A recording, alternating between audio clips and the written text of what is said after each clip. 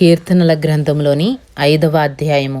ప్రధాన గాయకునికి పిల్లని గ్రోవితో పాడదగినది. దావీదు కీర్తన.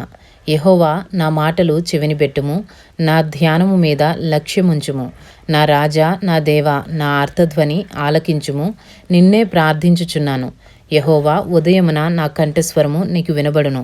ఉదయమున నా ప్రార్థన నీ సన్నిధిని సిద్ధము చేసి కాచియుందును. నీవు దుష్టత్వమును చూచి ఆనందించు దేవుడువు కావు.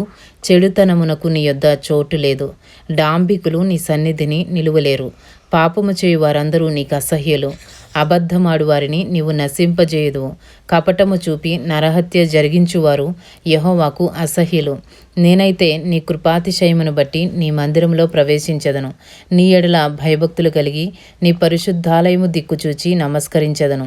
యెహోవా, నా కొరకు పొంచియున్న వారిని బట్టి నీ నిత్యానుసారముగా నన్ను నడిపింపుము. నీ మార్గమును నాకు స్పష్టముగా కనుపరచుము. వారి నోట యథార్థత లేదు. వారి అంతరంగము నాశనకరమైన గుంట. వారి కంఠము తెరచిన సమాధి. వారు నాలుకతో ఇచ్చకములాడుదురు. దేవా, వారు నీ మీద తిరుగబడి ఉన్నారు.